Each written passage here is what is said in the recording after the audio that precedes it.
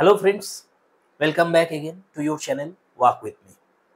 Dear friends, সকলকে বিজয়া দশমীর শুভেচ্ছা, প্রীতি, ভালোবাসা এবং যারা আমার বয়োজ্যেষ্ঠ রয়েছেন তাদের প্রণাম। তো ডিয়ার ফ্রেন্ডস, আবার আমরা হাজির হয়ে গেছি WBSLST 2025 ইন্টারভিউ সিরিজ। আজ আমাদের ক্লাস নাম্বার 4 হবে এবং আজ আমরা দেখব কিভাবে সেলফ ইন্ট্রোডাকশন দিতে হবে। তো ফ্রেন্ডস, দেখছো আজকে পোশাকটাও একটু ফর্মাল টাইপের আমার।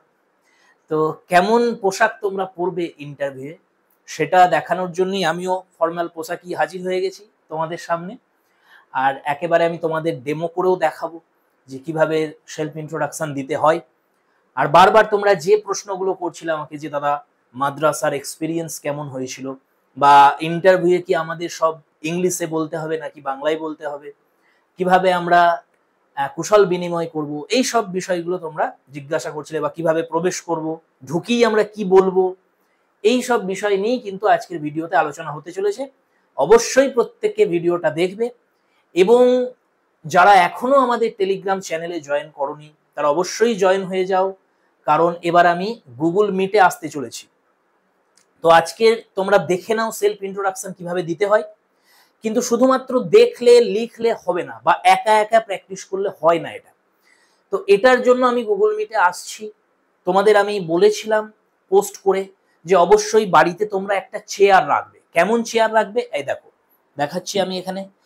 এই ধরনের চেয়ার, কিন্তু হাতলওয়ালা চেয়ার তোমরা একটা রাখবে বাড়িতে, ঠিক আছে? তো এরকম একটা চেয়ার রাখবে সামনে, আর ফোনটাকে কিন্তু তোমাদের সামনে রাখতে হবে। যদি স্ট্যান্ড থেকে থাকে বাড়িতে, ফোনের স্ট্যান্ড, তাহলে তো খুব ভালো হয়। যদি স্ট্যান্ড নাও থাকে তাহলে যে কোনো প্রকারে কিছু বালিশ রেখে বা কিছু বই রেখে বা ইঁট দিয়ে একটা থাক বানিয়ে সেখানে ফোনটাকে একটু উঁচু করে তুলে একটু ধরতে হবে তোমাদের। আর তোমরা সামনে থাকবে, ওই চেয়ারে কিন্তু বসবে। তোমরা সকলে জয়েন হয়ে যাবে গুগল মিটে। আর আমি সবাইকে মিউট করে রাখবো, কারণ মিউট যদি না করি এত শোরগোল হবে যে কারোর কোনো কথাই শোনা যাবে না। আর যে উদ্দেশ্য নিয়ে আমরা আসবো গুগল মিটে সেই উদ্দেশ্যটা আমাদের পূরণ হবে না। তো সেই কারণে সকলে মিউট থাকবে, সকলের ভিডিও অডিও সব আমি অফ রেখে দেবো। তোমরা সকলে জয়েন করে যাবে, ওপেন টু অল এটা। এবারে আমি জানিও না, কোনোদিন আমি করিও নি গুগল মিটে। তো এবারে মানে এইভাবে ক্লাস কোনোদিন করাইনি গুগল মিটে, তো সেই জন্য প্রথম আমারও এটা এক্সপিরিয়েন্স হবে। তো তোমরা যতজন পারবে সেখানে জয়েন হয়ে যাবে। আর 1 ঘন্টা আমি টাইম নিয়ে করাবো এটা। সেই জন্য সবার তো সেলফ ইন্ট্রোডাকশন দেখা সম্ভব হবেও না। যে কজন আসছো আমি নাম বলবো সেখান থেকে, সে তার আমি ভিডিও অডিও সব অন করে দেবো, সে সামনে চলে আসবে। কোনো বাড়তি কথা কিন্তু আমি গ্রাহ্য করব না।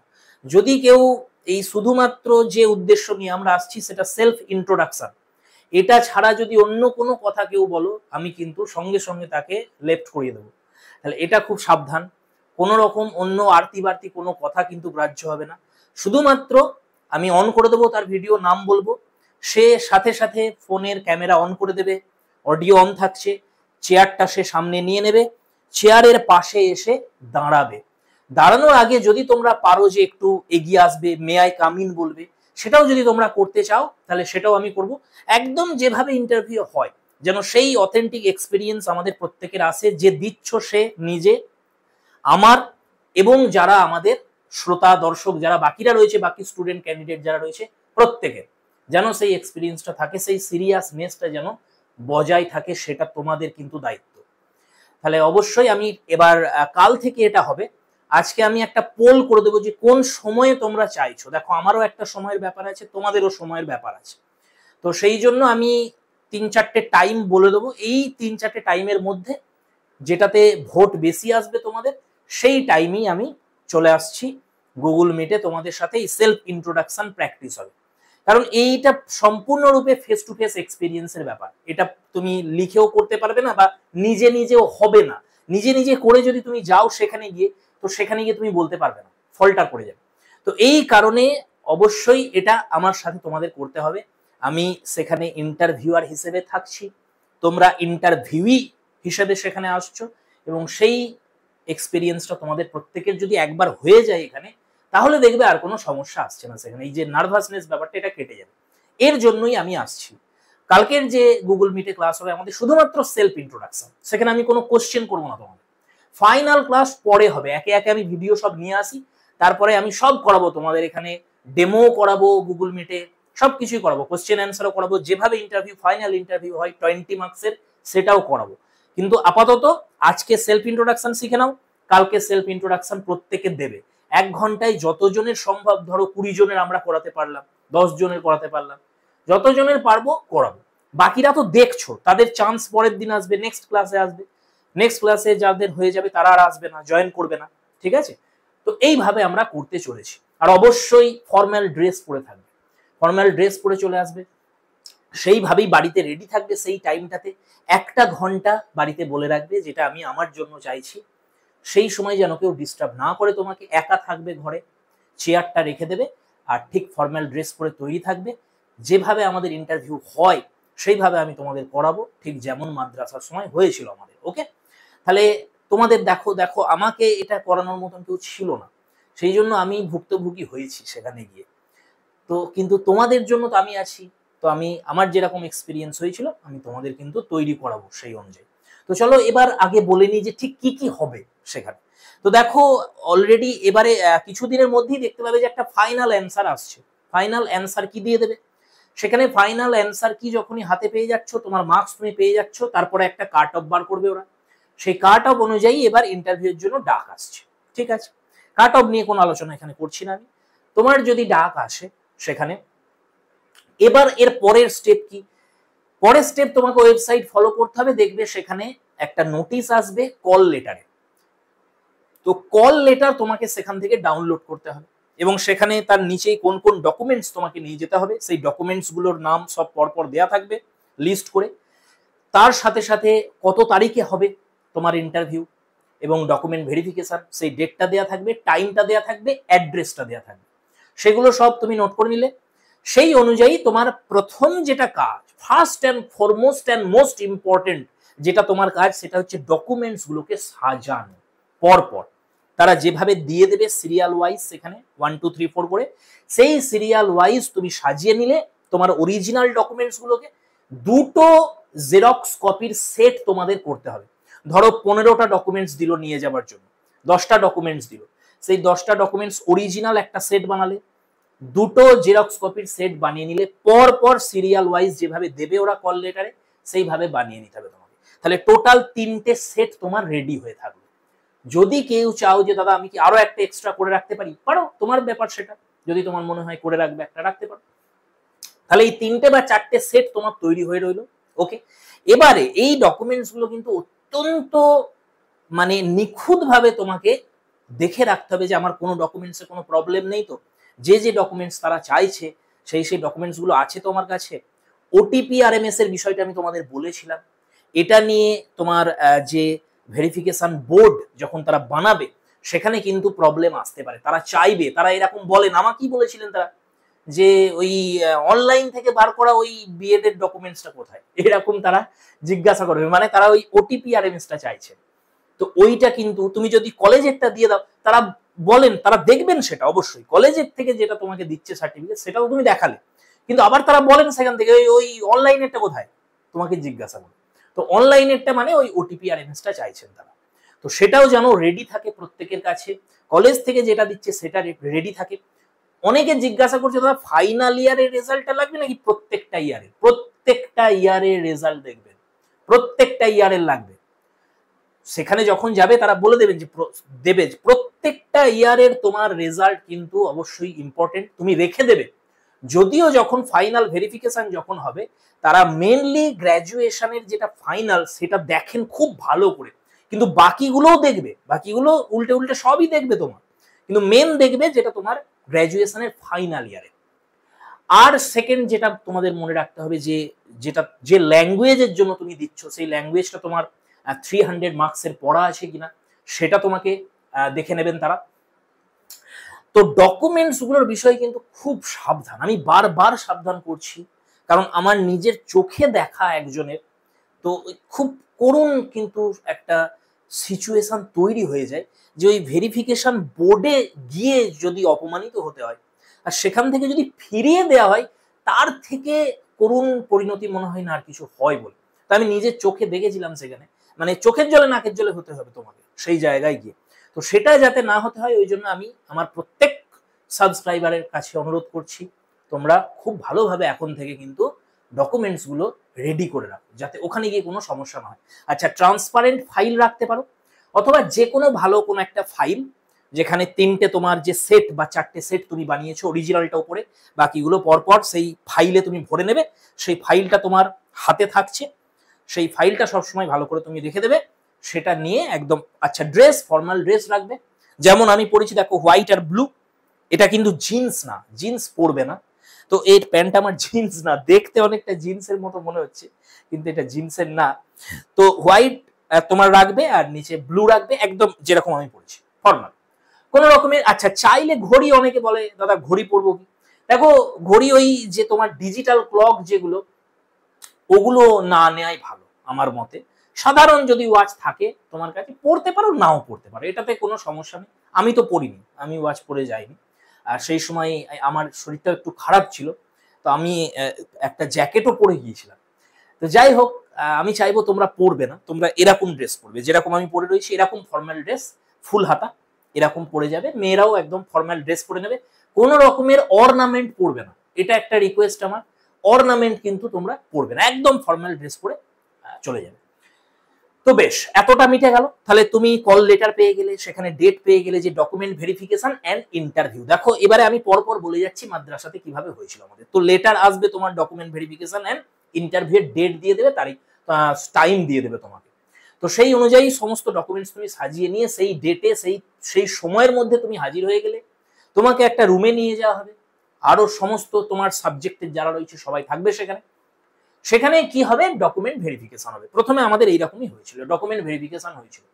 এবার দেখো এই ডকুমেন্ট ভেরিফিকেশনের জন্য তারা বোর্ড বানিয়েছিলেন, এখানেও আশা করি এরকম বোর্ড বানানো হবে, 4টে বা 5টা বোর্ড করবে, সেই বোর্ডে 2জন বা 3জন করে থাকবে। তাহলে যদি ধরো 5টা বোর্ড করেছেন তারা, তোমার 1 2 3 4 5, board 1, board 2, board 3, board 4, board 5। এবারে প্রত্যেকটাই 2জন করে বসে আছেন, অর্থাৎ 10 জন টোটাল ভেরিফিকেশন করছে। এবারে তোমার নাম ডাকা হবে সেখানে, তাদের কাছে লিস্ট থাকবে, সেই লিস্ট থেকে তোমার নাম ডাকবে যে অমুক জন চলে আসুন। তো তুমি সেই সমস্ত ডকুমেন্টস একদম সুন্দর করে সাজিয়ে নিয়ে গিয়ে বসে পড়বে সেই বোর্ডে, যে আপনার 2 নম্বর বোর্ড। তো তুমি 2 নম্বর বোর্ডে চলে গেলে, সেখানে গিয়ে বসলে তারা সব ভেরিফিকেশন করে নিল, সুন্দরভাবে সব দেখে নিল, সাজিয়ে গুজিয়ে ওকে, ঠিক আছে তোমাকে ওকে করে দিল।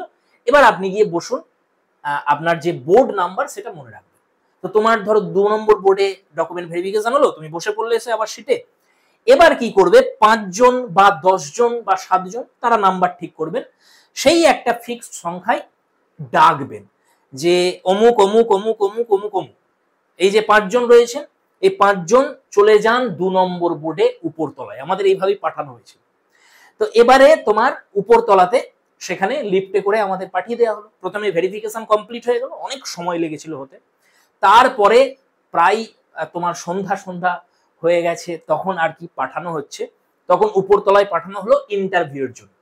ঠিক যেমন এখানে বোর্ড ছিল 5টা, উপরেও কিন্তু ইন্টারভিউয়ারদের বোর্ড থাকবে 5টা, সেই ইন্টারভিউ বোর্ড 1 2 3 করে। যে বোর্ডে তোমার ডকুমেন্ট ভেরিফিকেশন হয়েছিল আমাদের, সেই ইন্টারভিউ বোর্ডই পাঠানো হবে। এবার সেই ইন্টারভিউ বোর্ডের যে প্যানেল, প্রত্যেক প্যানেলে 3 থেকে 4 জন করে ছিলেন, তোমাদেরও হয়তো সেরকম 3 থেকে 4 জনই দেবে এখানেও এসএলএসটি। তো এবার ধরো 3 জন বা 4 জন প্রত্যেক প্যানেলে আছেন, তাহলে যদি 5টা বোর্ড হয়, 5টা প্যানেল, 5 4 20, তাহলে অর্থাৎ 20 জন টোটাল ইন্টারভিউ নিচ্ছেন।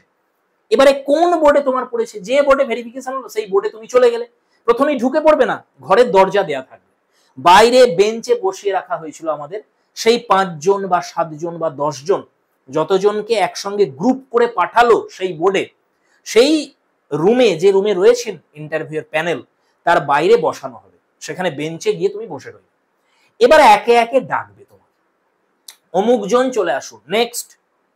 তাহলে তোমার যেই নাম আসবে সঙ্গে সঙ্গে এবার তুমি দরজা খুলে প্রবেশ করবে ইন্টারভিউ বোর্ডে।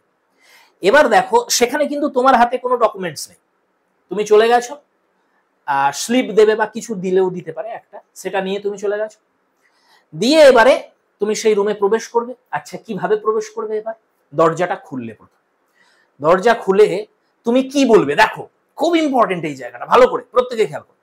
দরজা খুলে এবার তোমার মাথায় প্রশ্ন আসবে যে দাদা বাংলায় বলবো না ইংলিশে বলবো, এটা একটা বড় মাপের প্রশ্ন।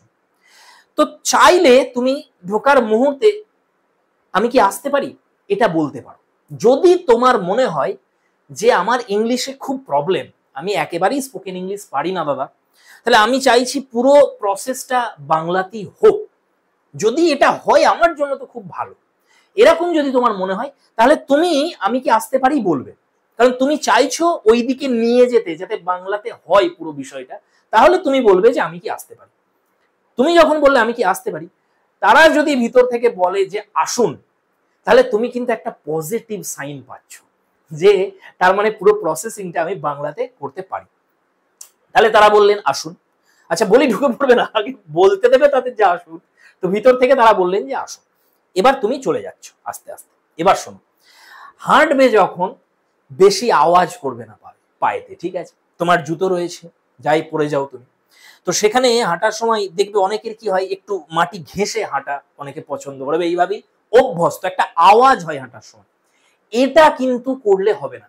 যে মুহূর্তে তুমি দরজা খুললে ইন্টারভিউ, সেখান থেকেই তোমার পার্সোনালিটি টেস্ট স্টার্ট হয়ে গেল। খুব সাবধান, প্রত্যেক ইন্টারভিউয়ের হাতে পেন আর সামনে একটা পেপার রয়েছে তাদের। প্রত্যেক বোর্ডে একদল করে যাচ্ছে, তারা বেরিয়ে যাচ্ছে, আবার তাদের জন্য কাগজ নিয়ে চলে যাওয়া হচ্ছে। সেখানেও টিচাররা সব রয়েছেন, তারা সেখানে নিয়ে যাচ্ছেন তাদের, বা তারা যারা ম্যানেজমেন্টে রয়েছেন তারা তাদের কাগজ দিয়ে আসছেন। আমি তো এইভাবেই দেখছিলাম, একটা এনভেলপের মধ্যে সব পেপার তাদের দিয়ে আসছে প্রত্যেক গ্রুপের হয়ে যাওয়ার পর, সেখানে তারা নোট করছেন। তাহলে যে মুহূর্তে তুমি প্রবেশ করছো সেই মুহূর্ত থেকে স্টার্ট হয়ে গেছে তোমার পার্সোনালিটি টেস্ট, কিভাবে তুমি হাঁটছো। তাহলে ওই রকম ঘেসে ঘেসে পা ঘেসে ঘেসে যেন একদম হাঁটতে যাবে, একটু পা তুলে হাঁটবে। আচ্ছা, পা তুলে আমি বলছি মানে যাতে সাউন্ড না হয় হাঁটার সময়। এবারে যেন এটাকে আর্টিফিশিয়াল বানিয়ে ফেলো না, যে দাদা বলেছে পা তুলে হাঁটতে, তাহলে অনেকটা তুলি না, আর্টিফিশিয়াল যেন না হয়, নর্মাল রাখবে, একদম ন্যাচারাল রাখবে, যেরকম ভাবে হাঁটো সেভাবে হাঁটবে, যেন আওয়াজটা না হয়, ব্যাস এইটুকু, বেশি কিছু করতে যাবে না। আচ্ছা, তুমি হেঁটে চলে গেলে, হাত নিয়ে অনেকের চিন্তা হয়, হাত দুটো কোথায় রাখবো দাদা, এখানে রাখবো এখানে রাখবো, এত চিন্তা করার কারণ নেই। নর্মাল কেমন হাঁটি আমরা সেইভাবেই হাঁটবে, হাত দুটো পাশে থাকবে, এইভাবে তুমি হাঁটবে, সোজা তুমি হেঁটে চলে গেলে, ঠিক আছে? এবারে দেখো ভালো ডিয়ার ফ্রেন্ডস, প্রত্যেকের আমি দৃষ্টি আকর্ষণ করছি, ভালো করে দেখো, এরকম একটা চেয়ার রাখা থাকবে এখানে। তো আমি ক্যামেরাটাকে একটু ফোনটাকে একটু নামিয়ে দিয়েছি আমি। তো এবারে দেখো, এটা ধরো দরজাটা এদিকে আছে আমাদের, তো এদিকে ধরো দরজাটা আছে, তুমি বাইরে রয়েছো, সেখান থেকে তুমি দরজাটাকে প্রথমে ঠেললে আস্তে করে, আস্তে করে কিছুটা তুমি খুললে, খুলে তুমি এবার বলবে যে আমি কি আসতে পারি, এরকম বলবে। ওকে, তুমি বললে, তারা তোমাকে সেখান থেকে পারমিশন দিল। এবার আমাদের কেমন হয়েছিল, বাইরে ওইদিকে দরজাটা ছিল, ডান হাতে ধরো রয়েছে, সেখান থেকে আসা হচ্ছে। আর ইন্টারভিউ বোর্ডে যারা ছিলেন তারা কেমন বসেছিলেন, এইদিকে এলাম, ঠিক সেম এরকম জায়গায় বোর্ড লাগানো ছিল। তো তোমার পরপর 4 জন ছিলেন তারা এদিকে, আর তোমার বসার জন্য মানে আমার বসার জন্য চেয়ারটা এই দিকে দেয়া ছিল, অর্থাৎ এই মুখে বসবো আমি, দেখো এইভাবে আমাকে বসতে হয়েছিল। তাহলে বুঝতে পারছো কেমন পজিশনিংটা কেমন ছিল। যাই হোক, আমি তোমাদের এইভাবে দেখাচ্ছি, তুমি ধরে নাও যে এই দিকে বোর্ডটা রয়েছে, অর্থাৎ প্যানেল এই দিকে রয়েছে, তোমাকে এখানে বসতে হবে। ওকে, এবার কি করবে, বেশ, তাহলে তুমি এখানে এলে, এখান থেকে বললে আমি কি আসতে পারি, তারা পারমিশন দিল আসুন। তুমি সোজাসুজি এসে বসে পড়বে না, তুমি এলে, এসে দাঁড়াবে কোথায়, এবার একটা প্রশ্ন আসছে। তুমি বলবে দাঁড়া এই চেয়ারটার পিছনে দাঁড়াবো নাকি এই চেয়ারটার পাশে দাঁড়াবো, তোমার যেটা ইচ্ছা তুমি করতে পারো। আমার যদি মত বলো, আমি বলবো পাশে দাঁড়াও। তাতে কি হয়, পাশে দাঁড়ালে বসতে সুবিধা হবে। যদি পিছনে দাঁড়াও তাহলে আবার তোমাকে এখান থেকে ঘুরে এসে বসতে হবে, ঠিক আছে? তাহলে তুমি কি করবে, তুমি পাশে দাঁড়ালে, এখানে এসে দাঁড়ালে, আবার প্রশ্ন করবে কোন দিকে দাঁড়াবো, ডান দিকে না বাঁ দিকে। তো এটা নিয়ে কোনো চিন্তা নেই, যদিও সব থেকে যেটা উচিত সেটা হচ্ছে চেয়ারটার বাঁ দিকে, অর্থাৎ বসার সময় যেন আমি ডান দিকের পাটা বাড়িয়ে বসতে পারি, এটাই উচিত। তবে এটা এমন কিছু ব্যাপার না, এটা তুমি এদিকেও দাঁড়াতে পারো। তো এদিকে দাঁড়ালে, অর্থাৎ চেয়ারটা ডান দিকে তুমি দাঁড়ালে। আচ্ছা, হাতগুলো কিভাবে রাখবে, পকেটে কখনো রাখবে না, বাকি তুমি যেখানে খুশি রাখতে পারো, একদম পিছন দিকে এটা রাখবে না, আর পকেটে রাখবে না, বাকি তোমার যেখানে ইচ্ছা তুমি সেখানে রাখতে পারো। আমার মতে এইভাবে রাখাটা বেটার। দেখো এইভাবে কিভাবে, এই নাভির উপরে এইভাবে রেখেছে, আর একদম নিচেই যাবে না, একদম উপরে চলে আসবে না, এই নাভি যেখানে আছে আমাদের বা এই যে বেলটা দেখতে পাচ্ছ এই বেল্টের কাছে এইভাবে এইভাবে তুমি রাখতে পারো হাতটা, ঠিক আছে? দুটো হাত এইভাবে রেখে তুমি দাঁড়াবে, জাস্ট এসে দাঁড়ালে। দাঁড়িয়ে তুমি কি করবে? দাঁড়িয়ে তোমাকে প্রথমে কুশল বিনিময় করতে হবে। এবার এখানে একটা প্রশ্ন আসছে, অনেকে করতে পারো যে আমি কি বলবো দাদা, আমি কি নমস্কার বলবো? তো আমরা যারা রয়েছি, তো যারা তোমার হিন্দু ধর্মাবলম্বী যারা, তারা নমস্কার বলি। যারা আমাদের মুসলমান ভাই বোন রয়েছে তারা আসসালামু আলাইকুম বলো। তো চাইলে তোমরা বলতে পারো, এটাতে কোনো সমস্যা নেই। তুমি এখানে এসে দাঁড়ালে, দাঁড়িয়ে এইভাবে দাঁড়ালে, দাঁড়িয়ে তুমি বলবে আসসালামু আলাইকুম, কোনো সমস্যা নেই। তারা তোমাকে এবারে রিপ্লাই করছেন, তারা তোমাকে রিপ্লাইয়ে কি বলবেন? তারা তোমাকে বলতেই পারেন যে ওয়ালাইকুম আসসালাম, তারা বলতেই পারে, অথবা তারা রিপ্লাই নমস্কারও বলতে পারে তোমাকে, সেটা তাদের উপর নির্ভর করবে।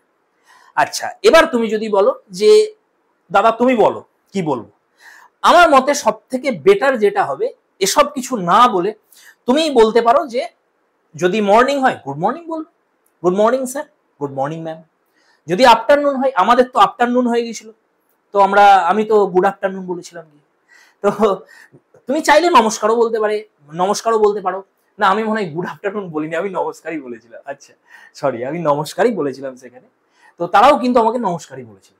তো যাই হোক, তুমি চাইলে নমস্কারও বলতে পারো। আমার মতে তুমি গুড আফটারনুন বা গুড মর্নিং ধরে নাও, ঠিক আছে? বেশ, তাহলে তুমি দাঁড়ালে, এখানে দাঁড়িয়ে তুমি বলবে good morning ma'am, good morning sir. এবার দ্বিতীয় একটা প্রশ্ন এখানে আসছে তোমাদের মাথায় যে দাদা ধরো 5 জন রয়েছেন সেখানে, একজন ম্যাডাম বাকি 4 জন স্যার, তাহলে আমি কি 5 বার বলবো? না, এটা করতে যাবে না, এটা আবার খারাপ দেখায়। তাহলে 2 বার বলবে তুমি।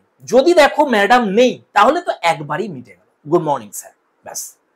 যদি দেখো ম্যাডাম রয়েছেন সেখানে, তাহলে একবার গুড মর্নিং স্যার সবার দিকে তাকালে, গুড মর্নিং ম্যাম ম্যামের দিকে তাকালে, ব্যাস মিটে গেল। চোখ আর এই যে তোমার মাথা, এই দুটো হচ্ছে সব থেকে বেশি ইম্পর্টেন্ট পজিশনের ক্ষেত্রে। চোখ তুমি ঘোরাচ্ছ, গুড মর্নিং স্যার বললে, কিন্তু চোখ তোমাকে বুঝিয়ে দিল তুমি সবাইকে অ্যাড্রেস করলে। ম্যাম যখন তুমি বলছো, তোমার চোখ বুঝিয়ে দিল যে তুমি সেই ম্যামকেই অ্যাড্রেস করলে, যিনি একজন ম্যাম রয়েছেন। আমাদের যে প্যানেলটা ছিল সেখানে একজন ম্যাম ছিলেন আর 3 জন স্যার ছিলেন। বেশ, এটা মিটে গেল, কুশল বিনিময় হয়ে গেল। যেই তুমি বললে, আচ্ছা এখনো বসনি, তুমি খুব ভালো করে খেয়াল করবে, এখনো কিন্তু বসনি, তুমি দাঁড়িয়ে রয়েছো। তুমি good morning ma'am, good morning sir এটা বলে দাঁড়িয়ে রয়েছো। তারা তোমাকে বললেন good morning, please sit down.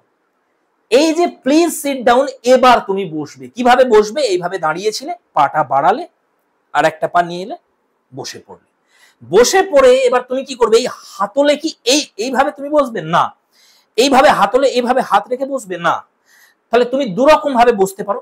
হয় দেখো আমার হাত দুটো কেমন রয়েছে, দেখতে পাচ্ছ কি তোমরা? আমি তো বুঝতে পারছি না, ব্যাক ক্যামেরাই চলছে ফোনের। তো এইভাবে বসলে, দুটো হাত রাখলে, দেখো কেমন ভাবে আমি রেখেছি, এইভাবে রেখেছি। অথবা এই হাঁটুতে, দুটো হাঁটুতে এইভাবে ধরে তুমি বসবে। এইটা হচ্ছে সব থেকে বেস্ট পজিশন ইন্টারভিউ বোর্ডে বসার। এই যে বসেছো একদম স্ট্রেট, আর তোমার এই যে দুটো হাত হাঁটুতে রয়েছে। এবারে স্ট্রেট মানে যেন একদম শক্ত করে দৃঢ়ভাবে তুমি বসে আছো, এই ব্যাপারটা যেন না আসে, ন্যাচারাল। একটু সোজা ভাবে বসো, চাইলে হালকা ঝুঁকতে পারো, কোনো সমস্যা নেই, বেশি ঝুঁকবে না। আর দুটো হাত তোমার হাঁটুতে থাকবে, অথবা এইভাবে থাকবে, দেখো আঙুলগুলো এইভাবে জোড়া করে, এইভাবেও তুমি বসতে পারো। এরকম কখনো বসবে না, বা এইরকম কখনো বসবে না, এরকম কখনো বসবে না, এটা অথবা এটা। ওকে, একদম ক্লিয়ার? তাহলে তুমি বসে পড়েছো।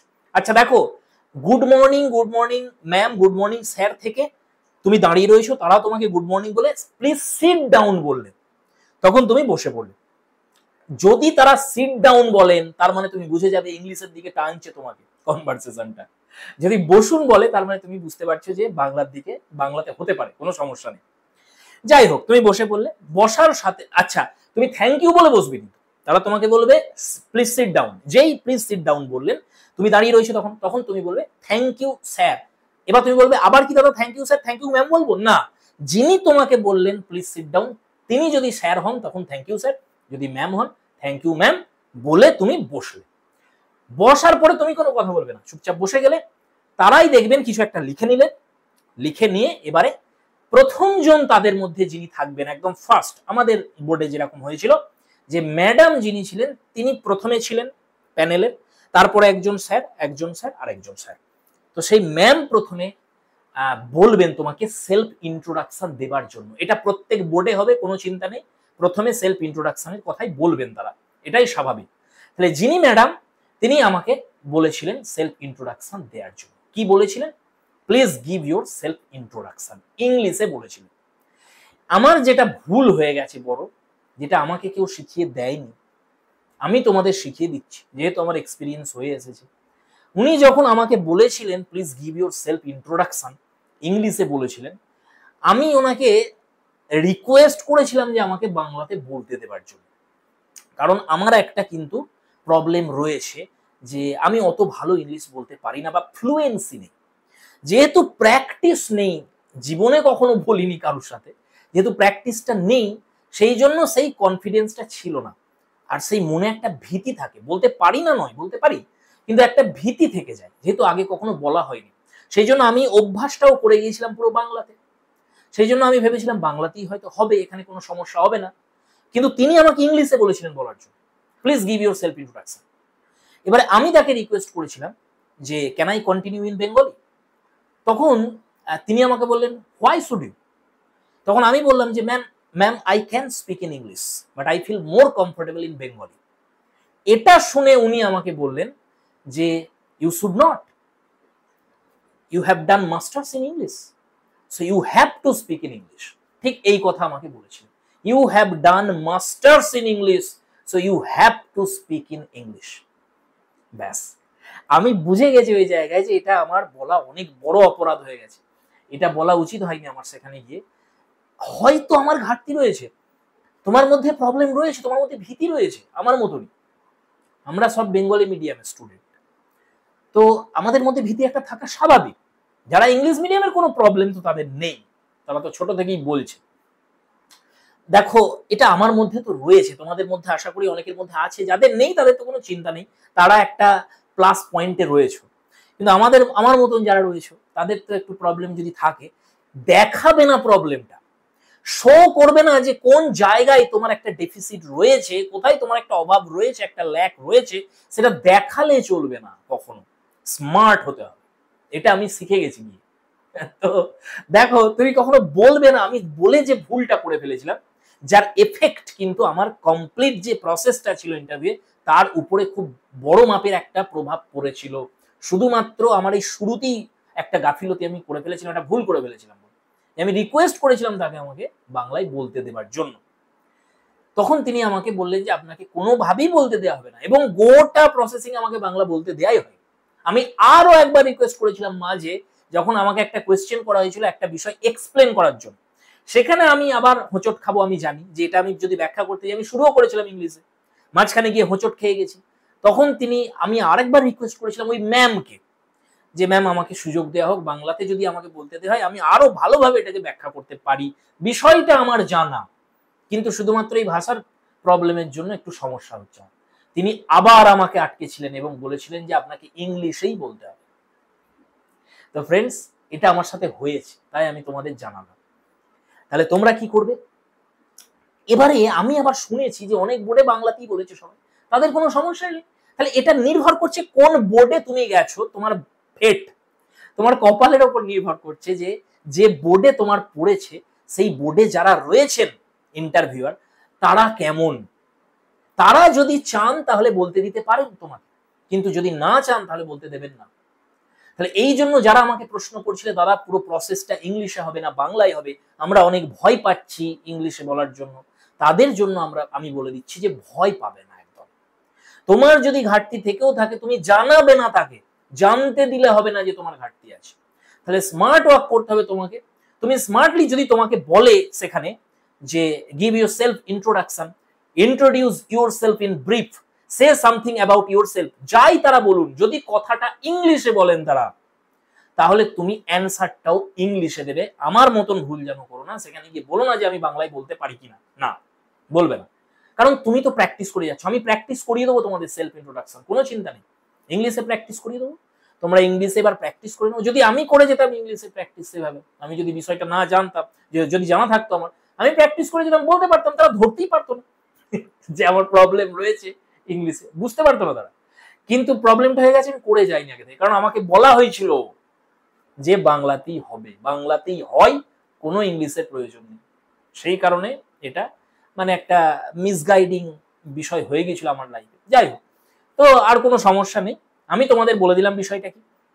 তাহলে ইংলিশে বলবে না বাংলায় বলবে সেটা নির্ভর করছে কিসের ওপরে? যিনি তোমাকে সেলফ ইন্ট্রোডাকশন দিতে বলছেন তিনি কোন ভাষায় বললেন সেটা। যদি বলেন যে নিজের সম্পর্কে কিছু বলুন, তাহলে নির্দ্বিধায় তুমি বাংলাতে স্টার্ট করবে। ধন্যবাদ ম্যাম বা ধন্যবাদ স্যার দিয়ে আমাকে কিছু বলতে দেওয়ার জন্য অসংখ্য ধন্যবাদ, এটা দিয়ে তুমি বাংলাতে শুরু করে দিতে পারো, যদি প্রশ্নটা বাংলাতে করে। যদি ইংলিশে তোমাকে প্রশ্ন করে তাহলে তোমাকে ইংলিশেই বলতে হবে। আশা করছি এই প্রশ্নটা আর কেউ আমাকে কমেন্টে করবে না যে দাদা ইংরাজি বলবো না বাংলায় বলবো।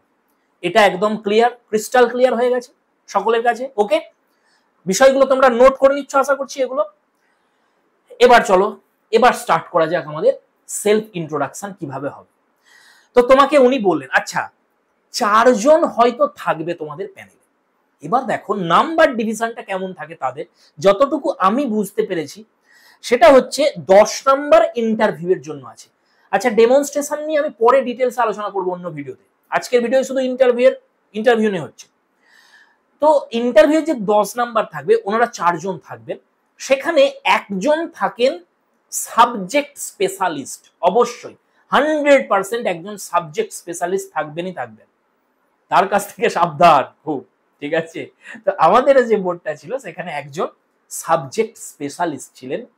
এই যে ব্যক্তি আমাদের ছিলেন আমাদের বোর্ডটাতে, খুব ভালো, খুব ভালো মানুষ। আর বলা যেতে পারে যে সমস্ত বেশিরভাগ প্রশ্ন 90% কোয়েশ্চেন তিনিই করেছিলেন আমাকে, ঠিক আছে? আর তিনি আমার সমস্যাটা বুঝেছিলেন কি বিষয়টা, যে এখানে একটা ল্যাঙ্গুয়েজ গ্যাপ হচ্ছে, জায়গাটা প্রবলেমটা নলেজের নয়, প্রবলেমটা কনভারসেশন স্কিলেরও নয়, ল্যাঙ্গুয়েজের প্রবলেম এটা, সেটা তিনি ধরতে পেরেছিলেন। যাই হোক, সেটা আমি তোমাদের পরে অন্য একটা ভিডিওই বলবো যে কি কি প্রশ্ন করেছিল, সব আমি তোমাদের বলে দেবো, কোনো চিন্তা নেই তোমাদের। আচ্ছা দেখো, আর গুগল মিটে তো আমরা আসছেই, সেখানে তো সাক্ষাৎ হচ্ছে আমাদের, সেখানেও পরবর্তীকালে হবে আলোচনা এসব নিয়েও। বেশ, আপাতত আজকে শুধু আমরা সেলফ ইন্ট্রোডাকশন। তো দেখো, একজন স্পেশালিস্ট থাকছেন তোমার সাবজেক্টের, আর তার কাছেই আমার মতে হাফ নাম্বার থাকবে, অর্থাৎ 10-এর মধ্যে 5 নাম্বার শুধু তার হাতে রয়েছে, তার এখতিয়ারে রয়েছে, তিনি তোমাকে 5-এর মধ্যে নাম্বার দেবেন। বাকি সেলফ ইন্ট্রোডাকশন যিনি তোমাকে দিতে বললেন, আমার মনে হয় তার হাতেই হয়তো মার্কসটা একটু বেশি থাকে, তাহলে বাকি যে 5 নাম্বার, সেই 5 নাম্বার বাকি 3 জনের হাতে ভাগ করা আছে। আমার মনে হয় যে তার মধ্যে যিনি সেলফ ইন্ট্রোডাকশন দেখেন তার কাছেই 3 নাম্বার থাকে, মেবি, এটা আমি শিওর নই, তার কাছে 3 নাম্বার থাকতে পারে। বাকি যে দুজনা পড়ে রইলেন তাদের হাতে 1-1 নাম্বার করে আছে। এবার শোনো, প্রত্যেক প্রশ্নের জন্য হাফ করে থাকে, এটা আমি বুঝতে পেরেছি গিয়ে। যদি তোমাকে 10টা প্রশ্ন করেন তোমার সাবজেক্টে স্পেশালিস্ট, তার মানে তিনি তোমাকে 0.5 করে দিচ্ছেন, বোঝা গেছে বিষয়টা? তাহলে হাফ করে নাম্বার থাকে, 10টা প্রশ্ন করলো, তুমি যদি 10টাই সঠিক দিতে পারো 5 নাম্বার তোমাকে তিনি দিয়ে দিলেন, বোঝা গেছে বিষয়টা কি? বাকি যিনি সেলফ ইন্ট্রোডাকশন দেখছেন তিনি 3-এর মধ্যে তোমাকে দেবেন। এবার যদি খুব ভালো লাগে তোমার সেলফ ইন্ট্রোডাকশন, তিনি তোমাকে 3 দিতে পারেন, 2ও দিতে পারেন, 0ও দিতে পারেন। আর বাকি যে দুজন রয়ে গেলেন তারা তোমাকে জিকে মানে জেনারেল নলেজ, কারেন্ট অ্যাফেয়ার্স থেকে প্রশ্ন করতে পারেন, হয়তো একজন সেটার উপরে নলেজ রয়েছে, সেখানে তিনি 2টো প্রশ্ন করবেন তোমাকে, সেখানেও হাফ হাফ করে তোমাকে দিলেন। আর একজন হয়তো যিনি রয়েছেন তিনি তোমাকে পেডাগজিক্যাল কিছু প্রশ্ন করতে পারেন, সিচুয়েশন বেসড কিছু প্রশ্ন করতে পারেন, তার হাতেও 1 আছে, তিনিও হয়তো 2টো প্রশ্ন করলেন তোমাকে। আমি এটা এক্সাম্পল স্বরূপ বলছি, এবার এই নাম্বারগুলো একটু এদিক ওদিক হতে পারে, আমি 2টো প্রশ্ন বলেছি, সেখানে তিনি 4টে প্রশ্ন করতে পারেন, এটা নিয়ে কোনো প্রবলেম নেই। আচ্ছা, তাহলে আশা করছি নাম্বার ডিভিশনও বুঝে গেছো কিভাবে কি হবে, কে কে থাকবেন সেখানে। সবের স্পেশালিস্ট রয়েছেন, তোমার শুধু সাবজেক্টে স্পেশালিস্ট, তোমার ইংলিশের যে একজন প্রফেসর রয়েছেন, শুধু তাই নয়, পেডাগজি নলেজ রয়েছে এরকম ব্যক্তি রয়েছেন, জিকের নলেজ রয়েছে এরকম ব্যক্তি রয়েছেন, কারেন্ট অ্যাফেয়ার্স এর চর্চা করেন, আর সেলফ ইন্ট্রোডাকশনের জন্য তো আছেনই একজন। বেশ, যাই হোক, ধরে নাও, আমি ধরে নিচ্ছি তিনি ইংলিশেই বললেন তোমাকে যে ইন্ট্রোডিউস ইউরসেলফ ইন ব্রিফ, তোমাকে এটা বলা হলো। এবার তুমি স্টার্ট করবে। কিভাবে স্টার্ট করবে? My name is X Y Z, এটা দিয়ে স্টার্ট করে দেবে? না, কখনোই না, এটা খারাপ ইম্প্যাক্ট পড়ে যাবে। তাহলে তুমি কিভাবে শুরু করবে? যেই তোমাকে বলা হবে। আচ্ছা, আমি এখানে যা যা বলবো যেগুলো প্রপার নাউন থাকবে, সেটা স্কুলের নাম হোক, তোমার নিজের নাম হোক, ক্যান্ডিডেটের নাম হোক, বা কোন জায়গা থেকে তুমি আসছো, ডিস্ট্রিক্টের নাম হোক, তোমার বিএড কলেজের নাম হোক, সেশন হোক, সব কিছুর স্থানে আমি এক্স ওয়াই জেড বলবো। তোমরা খাতায় নোট করবে এটা। সেখানে কিন্তু তোমরা এক্স ওয়াই জেড এর জায়গায় নিজের যেটা সেটা বসিয়ে নেবে খুব ভালোভাবে, কারণ এটা মুখস্থ করবে তোমরা, আর এটা মুখস্থ করে তোমাদের উগড়াতে হবে সেখানে গিয়ে। এবারে তুমি অবশ্যই মডিফাই করবে। আমি যেটা বলবো যে এক্স্যাক্টলি এটাই বলবে এরকম না, আমি জাস্ট একটা তোমাদের নমুনা দিচ্ছি, স্যাম্পল, যে কি কি বলতে হয় সেখানে। তো মেনলি তোমাকে যখন ইন্ট্রোডাকশন দিতে হবে, তুমি তোমার নামটা বলবে, নামের সাথে সাথে তোমার জন্ম কোথায় হয়েছে, কোথায় বেড়ে ওঠা তোমার, আর তোমার এবার বাবা মায়ের নাম, বাবা মায়ের পেশা আপাতত আমি বাদ রাখছি, এগুলো আমি অ্যাড করছি না। তোমাকে ব্রিফ দিতে হবে ইন্ট্রোডাকশন, খুব বেশি টাইম তোমাকে দেওয়া হবে না ফ্রেন্ডস, সেই জন্য ব্রিফ রাখতে হবে, কনসাইজ রাখতে হবে, অথচ যেগুলো মোস্ট ইম্পর্টেন্ট সেগুলো তোমাকে বলে দিতে হবে। তাহলে বাবা মায়ের নাম, বাবা মায়ের পেশা এসব বাদ দাও, তুমি তোমার নাম বললে, প্রথমে নাম বলার পর কোথায় জন্ম, কোথায় বেড়ে ওঠা, এইটুকু বলে নিলে, তোমার ডিস্ট্রিক্টটা বলে নিলে, অবশ্যই ডিস্ট্রিক্ট মেনশন করবে, ডিস্ট্রিক্ট মেনশন করা হয়ে গেল। এরপরে তোমার স্কুলিংটা কোথায় হয়েছে, অর্থাৎ তোমার সেকেন্ডারি এবং হায়ার সেকেন্ডারি এডুকেশন কোন স্কুল থেকে, সেই স্কুলটা তুমি বললে। সাল আপাতত বলার দরকার নেই আমার মতে, সেলফ ইন্ট্রোডাকশনে উল্লেখ করা প্রয়োজন নেই, মানে প্রত্যেকটা সাল তাহলে উল্লেখ করতে হবে তোমার, সেটার দরকার নেই। তোমার সেকেন্ডারি, হায়ার সেকেন্ডারি এডুকেশন বলে দিলে তুমি, তারপরে তুমি চলে এলে তোমার কলেজিং, তোমার কলেজে এসে তোমার গ্র্যাজুয়েশন, কোন সাবজেক্টে তোমার গ্র্যাজুয়েশন সেটা তুমি বলে দিলে। আর যদি তোমার পাশে হয় তাহলে তো বলার দরকার নেই, যদি তোমার অনার্স থাকে তুমি বললে সেটা। মাস্টার্স আছে উল্লেখ করবো না দাদা, এটা একটা প্রশ্ন থাকে, করবে, কোনো প্রবলেম নেই, কিছু লুকাতে যাবে না একদম। তাহলে তুমি মাস্টার্স তুমি বলে দিলে, কোন ইউনিভার্সিটি থেকে হয়েছে সেটা উল্লেখ করে দিলে। এরপরে তোমার টিচার্স ট্রেনিং প্রোগ্রাম, অর্থাৎ তোমার বিএড ডিগ্রি সম্পর্কে তুমি কি বলবে, কোন কলেজ থেকে করেছো, কোন সেশনে। তো বিএড এর সেশনটা তুমি বলে দিতে পারো, আর কলেজটা তুমি বলে দিলে, ব্যাস। এরপরে তুমি শেষ করবে কি দিয়ে, যে তুমি এসএলএসটির যে সেকেন্ড এসএলএসটি হয়েছে সেটাতে তুমি তোমার প্রথম অ্যাটেম্পটেই তুমি ক্র্যাক করেছো সেই এক্সামটা, এবং সেই ক্র্যাক করার ফলে তাদের সামনে তুমি এই ইন্টারভিউ বোর্ডে আজ উপস্থিত হতে পেরেছো। এখানে এইটুকু বলে তুমি শেষ করবে। এবার তোমার মাথায় প্রশ্ন আসবে, তাহলে হবি বলবো? দেখো, আমার মতে বলে চাইলে তুমি বলতে তো পারো, কিন্তু তুমি যদি নাও বলো হবিটা, কিছু প্রবলেম নেই, তাদের যদি আগ্রহ থাকে জানার, তারা আবার তোমাকে প্রশ্ন করবে এই হবি নিয়ে। সেকেন্ড হচ্ছে, আর কিছু বলতে হবে দাদা, এক্সট্রা কিছু? দেখো, আমি তোমাদের শুধুমাত্র এই এতটাই বলতে বলছি। যদি তুমি চাও এর সঙ্গে আরেকটা প্যারাগ্রাফ অ্যাড করতে চাইছো, সেটা কি প্যারাগ্রাফ হতে চাইছে, সেটা কি প্যারাগ্রাফ হতে পারে, সেটা তুমি তোমার হবি সম্পর্কে বলতে পারো। আর সেকেন্ড হচ্ছে, এই যে টিচার হবার একটা স্বপ্ন তোমার ছিল ছোট থেকে মানে জন্মেই তো তুমি টিচার হতে চাওনি, অর্থাৎ স্কুল ডেজ যখন তোমার ছিল, তুমি তোমার চোখের সামনে তোমার টিচার্সদের দেখেছো আদর্শ হিসেবে, তো সেটা তুমি উল্লেখ করতে পারো যে আমার স্কুল লাইফ থেকেই আমার কিন্তু টিচার হবার একটা স্বপ্ন ছিল, এবং কেন, সেটা একটা সেন্টেন্সে তুমি উল্লেখ করে দেবে যে একজন টিচারই হচ্ছেন ক্যারেক্টার বিল্ডার, এবং টিচারই হচ্ছেন নলেজ স্প্রেড করেন যিনি, সেই কারণে আমার টিচার হওয়ার স্বপ্ন ছিল। এর বেশি অ্যাড করতে যাবে না, শুধু এইটুকু ব্যাস। যদি চাও, তোমার মনে হয় আর একটু আমি ডেকোরেট করি সেলফ ইন্ট্রোডাকশনটাকে, তাহলে এই প্যারাগ্রাফটা অ্যাড করে দিতে পারো। তো ফ্রেন্ডস, আশা করছি কি কি বলতে হবে সেটা তোমরা বুঝে গেছো। কিভাবে বলবে, চলো এবার এটা দেখি আমরা কিভাবে বলবো। এবার তুমি বলো, দাদা 4 জন রয়েছেন প্যানেলে, তাহলে আমি কি একজনের দিকে তাকিয়ে বলবো? না, কখনোই নয়। যিনি তোমাকে বললেন please give your self introduction, প্রথমে তুমি তার দিকে তাকিয়ে আগে থ্যাংক ইউ বলবে। যদি তিনি স্যার হন, থ্যাংক ইউ স্যার, ম্যাম হলে থ্যাংক ইউ ম্যাম।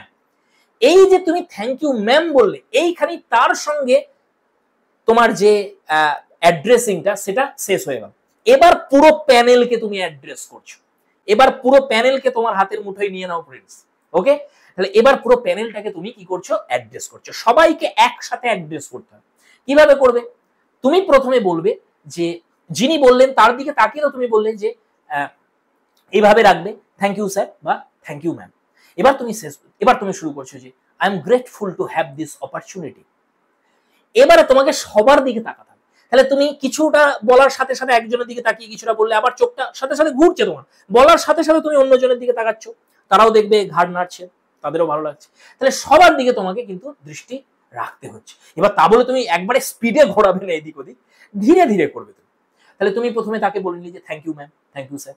এবার তুমি শুরু করছো যে I am grateful to have this opportunity to sit before you and say something about myself. দেখো আমি এদিকেও তাকিয়েছি, এদিকেও তাকিয়েছি, সামনেও তাকিয়েছি, আবার আমার সেন্টেন্সটাও কমপ্লিট হয়ে গেল।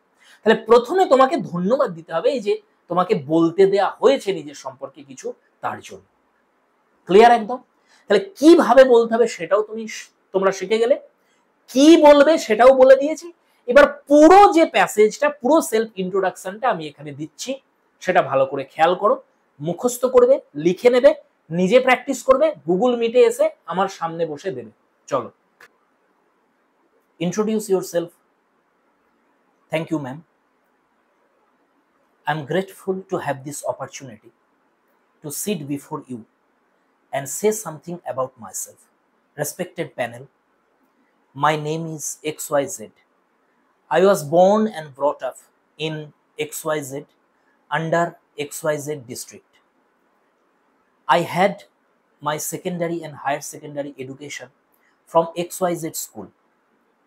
Thereafter, I completed my graduation with an honors in English from XYZ College and my master's degree from XYZ University. After that, I pursued my teachers training program in XYZ session from XYZ College. Respected panel, I have cracked the second SLST exam on my first attempt, and therefore I am here before you. I thank you once again for giving me this opportunity to say something about myself. Dear friends, তো তোমরা লক্ষ্য করলে যে just একটা sample ছোট করে আমি তোমাদের দেখালাম এখানে, যে কিভাবে তোমার দৃষ্টিটা থাকবে, প্রত্যেকের দিকে তোমাকে তাকিয়ে বলতে হবে। তো এটা ওভারঅল একটা নমুনা আমি তোমাদের দিলাম। এবারে এটাকে তোমরা কি করবে, একটু মডিফাই করতে পারো। তোমরা বলবে কি কি মডিফাই করবো দাদা? দেখো আমি আমার সেকেন্ডারি, হায়ার সেকেন্ডারি এডুকেশন বললাম, যেখানে যেখানে XYZ বলেছি সেগুলো বসিয়ে নেবে নিজেরা। আর সাল দেখো, সেশনেও আমি XYZ সেশন বললাম, বিএড এ আমি গ্র্যাজুয়েশন বলেছি, মাস্টার্স বলেছি, আমি বিএড এর প্রোগ্রাম বলেছি, সেশন বলেছি এবং কলেজও বলেছি। তো এবার মডিফাইটা তোমরা করবে কোথায়? যদি তুমি চাও যে পেরেন্টস সম্পর্কে কিছু বলবে, তাহলে দেখো যেখানে প্রথমেই ছিল যে I was born and brought up in XYZ under XYZ district, এরপরে তুমি বলতে পারো যে my father is XYZ by profession and my mother is XYZ। এবার তুমি এখানে যেটা থাকবে, হাউস ওয়াইফ হলে হাউস ওয়াইফ, যা হবে সেটা, যে প্রফেশন তোমার পিতা মাতার সেটা তুমি জানাতে পারো, এইটা এখানে তুমি অ্যাড করতে পারো। আর যে বিষয়টা বললাম যে তুমি বলবে দাদা আর একটু আমি এটাকে মডিফাই করতে চাইছি, আর একটু ডেকোরেট করতে চাইছি, দেখো বেশি বাড়াবে না, আমি যতটুকু বললাম এটুকুই কিন্তু অনেক। তবুও যদি তুমি আরেকটু বাড়াতে চাও, তাহলে আমি যেটা তোমাকে বললাম যে তুমি হবিটা চাইলে বলতে পারো যে I like to dash in my spare time.